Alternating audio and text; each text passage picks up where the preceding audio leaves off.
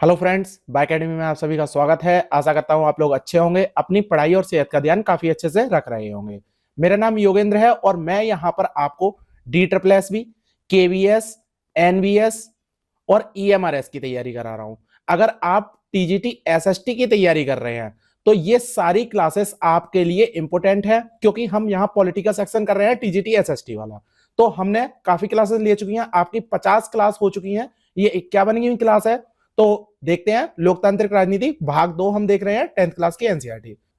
ये हमारा चौथा चैप्टर है और इस पे हम 3 वीडियो ले चुके हैं। ठीक है, जाति, धर्म एवं लैंगिक मसले। तो लैंगिक मसले तो पूरे हम देख चुके हैं, जाति के बारे में रह गया है और धर्म का आज लास्ट टॉपिक है जो हमारी चौथी वीडियो है। तो इसमें आज हम धर्म खत्म कर देंगे और 5वीं वीडियो में हमारा जाति पूरा हम कंप्लीट करेंगे। तो 2 क्लासेस होने वाली हैं आपकी, एक आज की एक कल की और क्लास होगी। ठीक है, तो शुरुआत करते हैं हम अपने धर्म के बारे में। तो धर्म का हमने बहुत सारा कॉन्सेप्ट देख लिया था कि किस तरह का धर्म है, किस तरह की चीजें हैं, किस तरह की चीजें अपनाई जा रही हैं पूरे विश्व में। लेकिन अब हम देखेंगे कि भारत में किस प्रकार का कॉन्सेप्ट है, भारत की चीजें किस प्रकार की हैं। ठीक है, तो उसमें देखते हैं। तो भारत में धर्मनिरपेक्ष शासन है, ये बात हमें पता है, हमारे प्रस्तावना में भी लिखा हुआ है। संविधान की अगर हम फंडामेंटल राइट देखें तो उसमें भी चीजें दी हुई हैं। तो क्या है ये? तो सांप्रदायिकता हमारे देश के लोकतंत्र के लिए एक बड़ी चुनौती रही है, हमेशा से ही रही है। क्योंकि धर्म को लेकर जैसे ही हमारा देश आजाद हुआ था, तभी आपको पता चल गया था कि जैसे ही आजाद हुआ वैसे ही हिंदू और मुस्लिम धर्म में क्या होने लगा, दंगे होना शुरू हो गए। देश का बंटवारा हुआ था उसी समय पर, इस तरह की चीजें। तो तब से ही हमारे देश में एक चुनौती बनी हुई और ये हमारे संविधान निर्माताओं के सामने भी चुनौती आई। तब उन्होंने सोचा कि हम क्या करें, इसलिए उन्होंने अपने देश के शासन को क्या बनाया, धर्मनिरपेक्ष शासन का मॉडल चुना। और उन्होंने कहा कि हमारे देश में केवल एक ही धर्म को नहीं माना जाएगा, सभी धर्मों को समानता के रूप में देखा जाएगा। और किस तरह के कॉन्सेप्ट उन्होंने दिए वो हम पढ़ते हैं, एक एक करके हम देखेंगे। बात करें हम भारत में, तो भारतीय राज्य ने किसी भी धर्म को राजकीय धर्म के रूप में अंगीकृत नहीं किया। क्या हमारे देश में कोई एक धर्म है? क्या माना जाता है कि हमारा देश हिंदू राष्ट्र है या मुस्लिम राष्ट्र है, सिख राष्ट्र है? ऐसा नहीं है ना। हमारे देश में सभी धर्म समान हैं। जैसे श्रीलंका में हुआ, वहां बौद्ध धर्म को माना जाता है, पाकिस्तान में इस्लाम धर्म को माना जाता है, इंग्लैंड में ईसाई धर्म को माना जाता है। और इन सब के विपरीत हमारे देश में कोई भी धर्म नहीं है। अब फ्रांस की ही बात करें, फ्रांस भी एक सेकुलर राज्य है। ठीक है, थोड़ा कॉन्सेप्ट से हट गया, लेकिन फ्रांस में और भारत में अंतर क्या है, ये चीज भी हमें समझनी होगी। अब फ्रांस भी सेकुलर है और भारत भी सेकुलर है, लेकिन भारत में और फ्रांस में अंतर क्या है? क्यों फ्रांस के जो नागरिक हैं, वहां के जो नौजवान हैं, वो ज्यादातर ISIS जैसे ग्रुप को ज्वाइन कर लेते हैं और वहां पर वो इस तरह से प्रताड़ित हो रहे हैं कि धर्मनिरपेक्ष होने के बावजूद उन्हें वहां पर ऐसा नहीं लगता कि हम अपने धर्म को फ्री तरीके से अपना सकें। ठीक है, तो इस तरह की चीजें आ रही हैं फ्रांस में। तो अभी रिसेंट का ही टॉपिक है, 2019-20 में आपने देखा होगा कि वहां पर किस तरह की हालत हो गई थी फ्रांस की। तो फ्रांस में बहुत से जो नौजवान हैं वो ISIS ज्वाइन कर रहे हैं। उसका कारण क्या है? फ्रांस में जो चीजें हैं, अब देखिए समझिए बात को। जैसे हमारे देश में क्या चीजें हैं उन पर भी बात करेंगे और फ्रांस पर बात करेंगे। जैसे फ्रांस और भारत में बोला जाता है कि हमारा जो देश है वहां पर किसी भी धर्म को माना नहीं जाएगा, सरकार का कोई धर्म नहीं है। फ्रांस भी यही कहता है, सरकार का कोई धर्म नहीं है। लेकिन दूसरे पॉइंट की अगर हम बात करें तो दूसरे पॉइंट में भारत क्या कहता है? भारत कहता है कि व्यक्ति सार्वजनिक रूप से या पब्लिकली या प्राइवेटली, दोनों ही तरीकों से वो क्या कर सकता है, अपने धर्म का पालन कर सकता है, अपने धर्म को मान सकता है, अपने धर्म का आचरण कर सकता है। जबकि फ्रांस में ऐसा नहीं है। फ्रांस में क्या हो रहा है कि फ्रांस में वो पब्लिकली नहीं काम कर सकते हैं, प्राइवेटली आपका कोई धर्म है, जैसे हिंदू धर्म के आप व्यक्ति हैं, ठीक है, तो आप क्या कर सकते हैं, अपने घर में पूजा पाठ कर सकते हैं। अपने घर से अगर बाहर निकले तो आपको ये नहीं शो करना है कि आपका धर्म हिंदू धर्म है। ऐसे ही मुस्लिम धर्म के साथ भी है कि अगर आपको नमाज पढ़नी है तो आप घर के अंदर ही नमाज पढ़ सकते हैं, बाहर नहीं जा सकते हैं, टोपी पहन के नहीं जा सकते हैं, तिलक लगा के नहीं जा सकते हैं, इस तरह के काम नहीं कर सकते हैं। तीसरा, अगर भारत में ऐसा लगे कि किसी भी धर्म में कोई कुरीति है तो क्या करता है, राज्य उसमें हस्तक्षेप करेगा और उन कुरीतियों को मिटाने की कोशिश करेगा। जबकि फ्रांस क्या कह देता है कि भाई देखिए, कोई भी कुरीति है आप अपने घर तक सीमित रखिए, अगर घर से बाहर निकल रहे हैं तो आपके धर्म का पालन नहीं किया जाएगा। आप घर से बाहर कोई भी व्यक्ति नहीं है, आप फ्रांस के एक नागरिक हैं बस, और इससे ज्यादा कुछ भी नहीं है। तो यहां पर प्रॉब्लम क्या आ रही है, यहां पर जो फ्रांस का व्यक्ति है वो क्या सोच रहा है कि जैसे मैं मुस्लिम धर्म का व्यक्ति हूं और मैं बाहर निकल रहा हूं, बाहर अगर मैं प्रार्थना कर रहा हूं, ठीक है, नमाज पढ़ना है, जैसे काम करना है उनका, तो वो क्या कर रहे हैं, फ्रांस के लोग उन्हें रोक रहे हैं। जब रोक रहे हैं तो उन्हें क्या लगता है कि हम अपने धर्म का पालन नहीं कर पा रहे हैं, हम अपने धर्म का आचरण नहीं कर पा रहे हैं। दाढ़ी रखना उनका होता है, मूछ नहीं रखते हैं वो, ठीक है, तो वो दाढ़ी नहीं रख सकते हैं फ्रांस के लोग। इस तरह की चीजों में भेदभाव किया जा रहा है, इस तरह की चीजों में क्या किया जा रहा है, उनमें बहुत ज्यादा रिस्ट्रिक्शंस लगाई जा रही हैं।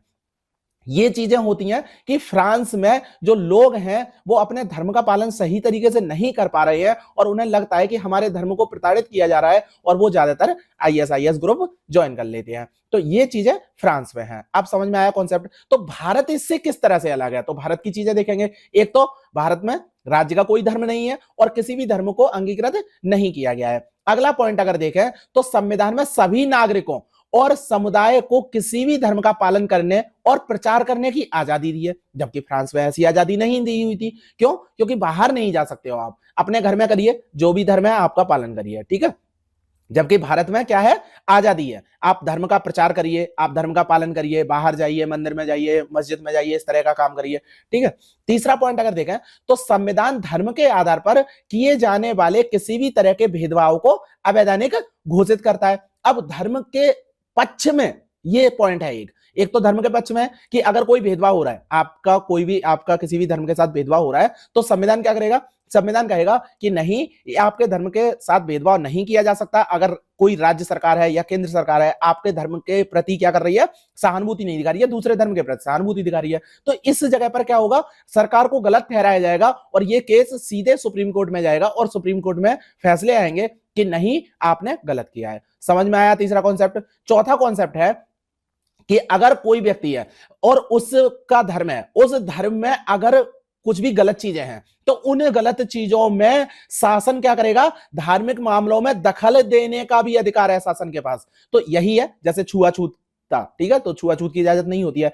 हिजाब पहनने की इजाजत अगर जैसे देनी है, अगर तलाक है, तलाक वाला नहीं हो सकता है ना कॉन्सेप्ट, तो ये चीजें ये गलत है। सबरीमाला टेम्पल में प्रवेश, तो ये चीजें गलत है ना। तो आपके धर्म में क्या किया जा रहा है, हस्तक्षेप किया जा रहा है, लेकिन किन मामलों में, कुरीतियों के मामले में। अगर आपका कोर धर्म है, जैसे धर्म का क्या माना जाता है, एक धर्म है, ठीक है, और माना जाता है जैसे बेसिक स्ट्रक्चर, ये क्या किया था, सुप्रीम कोर्ट ने बोला था, सुप्रीम कोर्ट ने क्या चीजें बोली थी कि किसी भी धर्म की हम कौन कौन सी बातें मानेंगे, कि वो धर्म शुरू से चला आ रहा है, ठीक है, उसका कोई एक धार्मिक ग्रंथ है और उनके अनुपालन करने वाले लोग हैं, उन लोगों का एक समुदाय है, संगठन है, जो शुरुआत से ही वैसी ही चीजें मानता चला आ रहा है, उन्हें हम क्या कहेंगे, कोर कहेंगे। लेकिन बाद में उनमें क्रूतियां जोड़ी गई, जैसे महिलाओं को कमजोर दिखाया गया, महिलाओं के साथ क्या भेदभाव करना शुरू कर दिया गया, उसके साथ साथ जो दलित हैं, ठीक है, छुआछूत है, इस तरह की चीजें, जैसे सवर्ण और इस तरह के कॉन्सेप्ट आए, ये बाद में कॉन्सेप्ट आए। तो ये कॉन्सेप्ट शुरुआत से नहीं थे, तो बाद में जो कॉन्सेप्ट आए जिसमें एक दूसरे के विपरीत जाने वाली चीजें थी, एक दूसरे में भेदभाव करने वाली चीजें थी, उन पर हस्तक्षेप करना शुरू कर दिया सरकार ने। समझ में आया चारों कॉन्सेप्ट?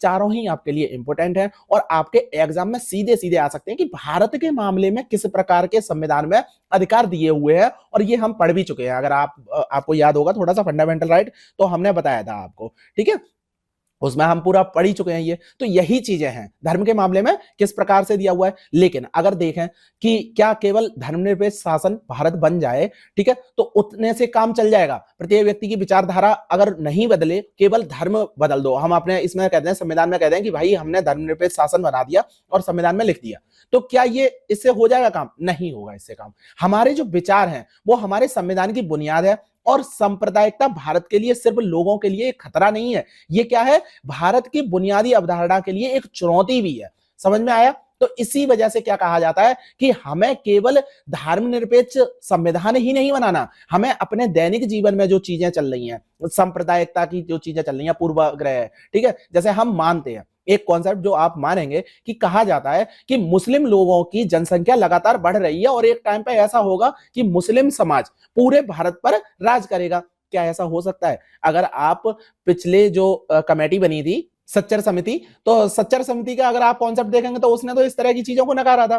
तो क्या आप लोगों की बातों पर भरोसा करेंगे? जो आपके पास कोई भी व्यक्ति आया, अब जैसे पॉडकास्ट चलते हैं, ठीक है, तो उन पे भरोसा करेंगे, या फिर एक कमेटी है जो ऑथेंटिक रूप से उसी के लिए काम कर रही है, उसने इस तरह की बातें कही है, तो उन चीजों पर भरोसा करेंगे? तो भरोसा किन पे करना है? ऐसी कमेटीज पर भरोसा करना है जो आपके लिए ऑथेंटिक सोर्स के साथ आपको इंफॉर्मेशन दे, ठीक है, तो उन पर भरोसा करना है। तो उन चीजों को लेकर ही हम आगे बढ़ सकते हैं, और जो हमारे आसपास के माहौल में, वातावरण में इस तरह की चीजें, क्रूतियां चल रही हैं, उनके खिलाफ कुछ चीजें करनी है। मान लीजिए आप एक ग्रुप में ऐसे में गए जहां पर आपके खिलाफ सभी लोग हैं, लेकिन फिर भी आपको अपनी आवाज उठानी पड़ेगी, उस जगह पर बोलिए। आप बेशक उनसे बहस मत करिए, लेकिन आप बोलिए कि देखिए इस तरह की चीजें गलत है। 4 दिन बाद वही व्यक्ति क्या करेंगे? आपकी बातें मानना शुरू कर देंगे। पहले एक व्यक्ति आएगा, फिर दूसरा आएगा, फिर तीसरा आएगा, इस तरह से पूरा ग्रुप ही सही हो जाएगा। यही होता है कि एक ग्रुप से फिर ऊपर जाएगा, समुदाय सही होगा, समुदाय से फिर पूरा देश सही होगा। यही तो एक कॉन्सेप्ट होता है, छोटे छोटे स्तर से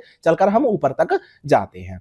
अब बात करते हैं हम जनगणना के बारे में, कि भारत में क्या है, जो भारत में सामाजिक और धार्मिक विविधता है, वो किस तरह की चीजें हमें देखने को मिल रही हैं। जैसे जनगणना की बात करें तो जनगणना हमारी 10 साल में एक बार होती है, ठीक है, और जिसमें नागरिकों के धर्म को दर्ज किया जाता है। अगर कोई व्यक्ति है, ठीक है, वो ये कहे कि हम नास्तिक हैं, तो वो उसमें क्या लिख लेते हैं कि ये व्यक्ति नास्तिक है। तो इस तरह से चीजें भी की जाती हैं। जनगणना में क्या किया जाता है? आदमी घर घर जाते हैं और सूचनाएं उपलब्ध कराते हैं। अगर आपने कह दिया, उसी के तर्ज पर आपका नोट कर लिया जाता है कि ये व्यक्ति नास्तिक है, ठीक है। तो इससे हमें यह पता चल जाता है कि कोई भी व्यक्ति है, उस व्यक्ति का धर्म क्या है, और अगर उसने खुद कहा है तो मतलब ये जो सूचना है, ये सूचना ऑथेंटिक है। जनगणना की जो सूचना होती है वो ऑथेंटिक होती है। इससे हमें पता चल जाता है कि हमारे देश में कितने प्रकार के धर्म हैं और उस धर्म के अनुयायी कितने हैं, ये चीजें मिल गई, ठीक है। तो प्रतिशत के हिसाब से देखें, क्या है, हिंदू, जैन, ईसाई समुदाय का हिस्सा मामूली रूप से घटा है, जबकि मुस्लिम, सिख और बौद्ध का हिस्सा मामूली रूप से बढ़ा है। अब यही मैंने कॉन्सेप्ट बताया था आपको कि किस तरह से माना जाता है कि मुस्लिम लोगों की संख्या कितनी तेजी से बढ़ रही है, ठीक है। तो यहां पर ये क्या है, 2011 की जनगणना है, इसमें हिंदू देखिए आपको लगभग 80% दिखाई दे रहे हैं, ठीक है। मुसलमान आपको 14% दिखाई दे रहे हैं, ईसाई 2.3%, सिख 1.7%। उसके बाद अगर बौद्ध देखें, बहुत कम है, 0.7% है, जैन 0.4% है। तो ये चीजें आपको क्या करनी है, जैसे एक क्वेश्चन आपका आ सकता है कि सबसे ज्यादा जनसंख्या किनकी है, तो हिंदू की सबसे ज्यादा है, उसके बाद मुसलमानों की है, उसके बाद ईसाई की है, फिर सिख की है, फिर बौद्ध की है, फिर जैन की है। समझ में आया? अगर किसी भी व्यक्ति का कोई भी धर्म नहीं है तो वो कितनी है? 0.2% है। कोई कहता है ना कि हम नास्तिक हैं, हमारा कोई धर्म ही नहीं है, तो वो 0.2% है। बात करते हैं आगे कि आम भ्रांति वही वाली जो मैंने बताया था कि मुसलमानों का प्रतिशत लगातार बढ़ रहा है, जबकि क्या है, सच्चर समिति का गठन हुआ था, प्रधानमंत्री ने की थी सच्चर समिति की गठन। अब ये बताइए मुझे कि सच्चर समिति का गठन कब किया गया था, ठीक है।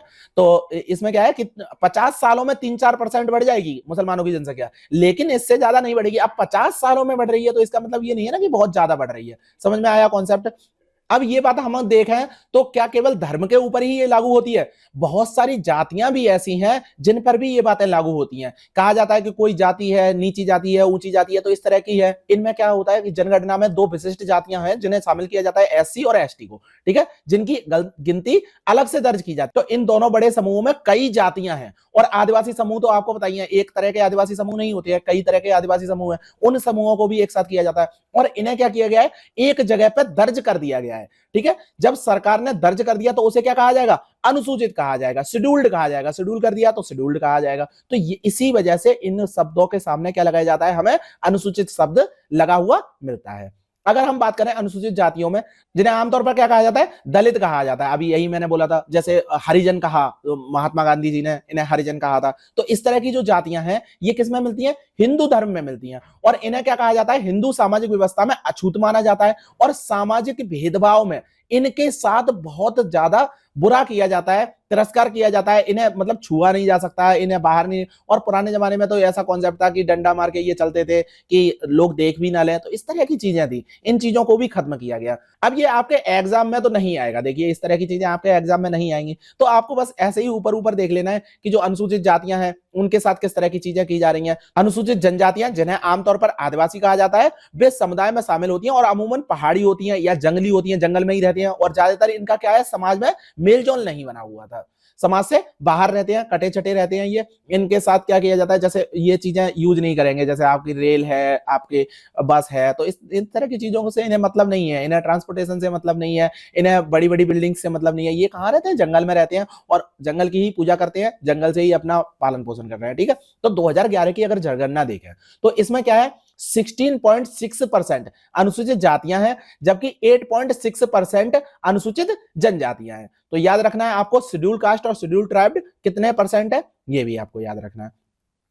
जनगणना में अभी तक अन्य पिछड़े वर्ग की गिनती नहीं की गई है और ये गिनती की ही नहीं जाती है, मतलब कि अभी तो एक कॉन्सेप्ट चल रहा है कि इसकी गिनती भी की जानी चाहिए। ठीक है, तो अभी तक नहीं की गई है और इस बात को लेकर स्पष्ट अनुमान भी नहीं है कि जो ओबीसी हैं वो कितने हैं। एक बार की गई थी, जो कमेटी थी उसे बनाया गया था कि देखिए कि ओबीसी को जब आरक्षण दिया जाएगा, ठीक है, तो इस तरह का जो मंडल आयोग वाला जो कॉन्सेप्ट था, ठीक है, तो उस टाइम पे इस तरह की किया गया था। तो राष्ट्रीय नमूना सर्वेक्षण है जो नेशनल सैंपल सर्वे, ठीक है, एनएसएस जो काम करता है, उसने 2004-5 में बोला था कि इनकी जो आबादी है, ओबीसी की आबादी है, वो लगभग 41% है। तो इस प्रकार जो मुल्क की आबादी है, अनुसूचित जाति, अनुसूचित जनजाति और अन्य पिछड़ों वर्गों के हिसाब से लगभग 2/3 है, जो हिंदू आबादी का लगभग 3/4 है। समझ में आया कि हिंदू आबादी के ये काफी ज्यादा लोग हैं और इसी वजह से इसी आधार पर, इसी तरह पर इन्हें क्या किया जाता है, इन्हें रिजर्वेशन दिया जाता है। और अभी भी कहा जा रहा है कि फिर से इस पर क्या करिए, जनगणना करिए और जनगणना में इन चीजों को शामिल करिए, जिससे हम क्या कर सकें, जो रिजर्वेशन मिल रहा है उस रिजर्वेशन के कॉन्सेप्ट को फिर से एक बार रीशेड्यूल कर सकें। तो समझ में आया कि क्यों ऐसा किया जा रहा है। अब आपके लिए इंपॉर्टेंट क्या चीजें हैं मैं आपको पूरा बता दे रहा हूं एक बार, क्योंकि आपको समझ में आया। वो देखो, सबसे पहले मैंने आपको क्या बताया था, 4 चीजें बताई थी धर्म के आधार पर। जब हमने बात की थी तो धर्मनिरपेक्ष शासन में ये 4 कॉन्सेप्ट थे, तो ये चारों कॉन्सेप्ट आपको अच्छे से याद रखने हैं। ठीक है, ये डी पॉइंट तक। उसके बाद आपको क्या याद रखना है, जो ये वाला मैंने मैप दिखाया, इस मैप में आप देख लीजिए कि भारत में कितनी जनसंख्या है। हिंदू की सबसे ज्यादा है, तो वो किस तरह से पूछा जाएगा, ऐसे पूछा जाएगा जैसे हिंदू दिए हुए हैं, ठीक है, उसके बाद मुसलमान दिए हुए हैं,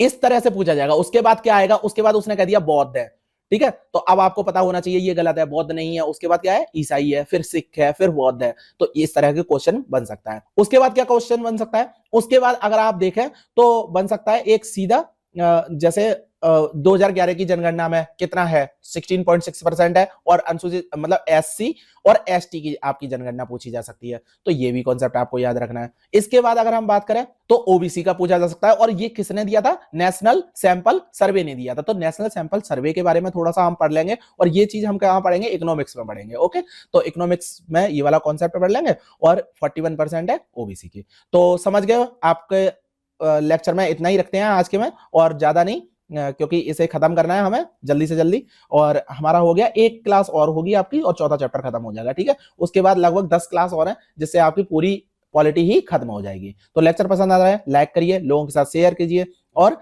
कमेंट करके बताइए कि क्या क्या प्रॉब्लम आ रही है। आप एग्जाम तो दे ही रहे होंगे, आपका एग्जाम किस तरह का चल रहा है, कैसे एग्जाम चल रहे हैं, कोई भी प्रॉब्लम आ रही हो, कोई इश्यू आ रहा हो, आपको फॉन्ट में प्रॉब्लम आ रही हो, क्वेश्चंस में कोई डाउट हो, डाउट पूछिए, मैं क्वेश्चंस का डाउट क्लियर कर दूंगा आपको। ठीक है, और अगर आप चाहेंगे तो ये क्वेश्चंस जो मैं दे रहा हूं प्रैक्टिस के लिए अभी दे रहा हूं। अब देखिए, यूट्यूब पर आज तक क्या किया जाता है, जैसे मुझे ये अच्छा नहीं लगता, जैसे 4 क्वेश्चन, एक क्वेश्चन दे दिया, उसके 4 ऑप्शन है, बताइए ए बी सी डी में से कौन सा सही है, बी सही है, ओके ठीक है नेक्स्ट। ये चीजें अगर आप करेंगे, मैंने आपको तुरंत आंसर दे दिया, तो आपकी प्रैक्टिस नहीं हो पा रही है ना। वो प्रैक्टिस आपको कैसे करनी है, इस वजह से मैंने रखा है केवल प्रैक्टिस सेशन, जिसमें क्या है कि मैं आप देखिए, मेहनत तो थोड़ी सी मुझे भी लग रही है, क्योंकि पीपीटी बनाने में बहुत ज्यादा टाइम लग जाता है।